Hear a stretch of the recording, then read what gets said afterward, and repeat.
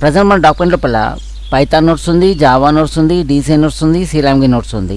Okay, మనకు present ఏం కావాలంటే ఇక్కడ మనకు పైథాన్ నోట్స్ కింద కోటాస్ కంప్యూటర్స్ పైథాన్ నోట్స్ అనేసి ఇక్కడ నెంబరింగ్ రావాలి. ఇక్కడ జావా ప్రింట్ చేస్తే Kotas computers Java notes with page number రావాలి. యాక్చువల్గా కాంటెంట్కు ఫోటో అవసరం లేదు. పైథాన్కి ఏముండాలి, Kotas computers Python notes page numbers రావాలి. జావా ప్రింట్ చేస్తే ఏమని రావాలి, ఇక్కడ కోటాస్ కంప్యూటర్స్ జావా నోట్స్ అని చెప్పేసి పేజ్ నెంబర్ రావాలి. ఓకే, రావడానికి మన డాక్యుమెంట్ అనేది యాక్చువల్గా ఓన్లీ వన్ సెక్షన్గా ఉంది.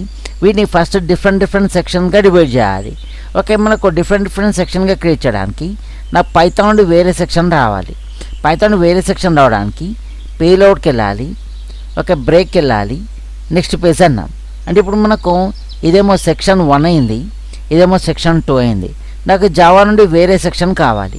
మళ్ళీ జావా దగ్గర కష్టపెట్టేసి ఓకే నెక్స్ట్ ఆ పేజ్ లోడ్కి వెళ్ళాం, బ్రేక్కి వెళ్ళాం, నెక్స్ట్ పేజ్ అన్నాం.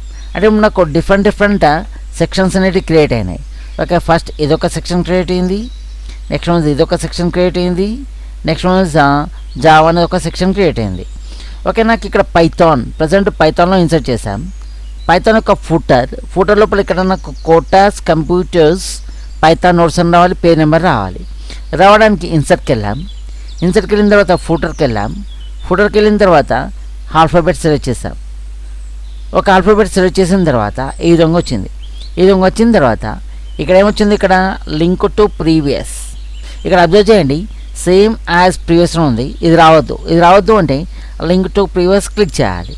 లింక్ టు ప్రీవియస్ క్లిక్ చేసిన తర్వాత ఈ నోట్స్ దేనికి సంబంధించింది, ఇక్కడ పైథాన్ కాబట్టి ఇది రాసాం, Kotas computer notes.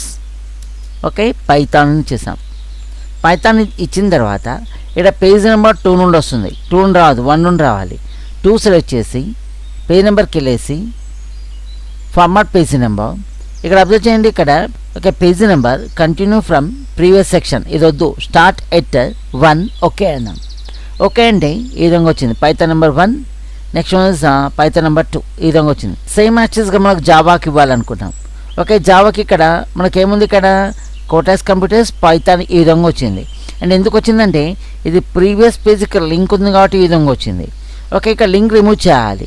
Okay, same మళ్ళీ ఇన్సర్ట్కి వెళ్ళాలి, ఫూటర్కి వెళ్ళాలి. ఓకే, ఇక్కడ ఏమన్నా ఇక్కడ ఎడిట్ ఫూటర్ అనాలి. ఎడిట్ ఫూటర్ అన్న తర్వాత లింక్ టు ప్రీవియస్ ఫోటోకి వెళ్ళిన తర్వాత లింక్ టు ప్రీవియస్ క్లిక్ చేసాం. క్లిక్ చేసిన తర్వాత ఇక్కడ ఏముంది, జావా నోట్స్ ఉంది.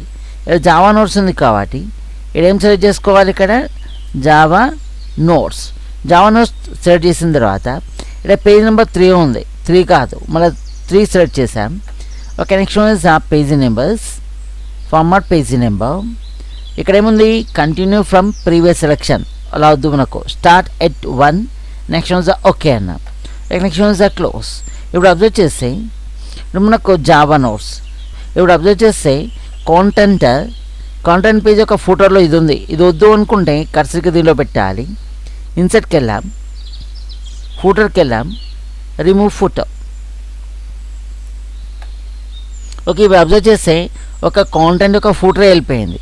నెక్స్ట్ పైథాన్కి ఏముంది, ఇక్కడ Kotas computers Python page number 1. Okay, next Kotas computer notes Python page number 2.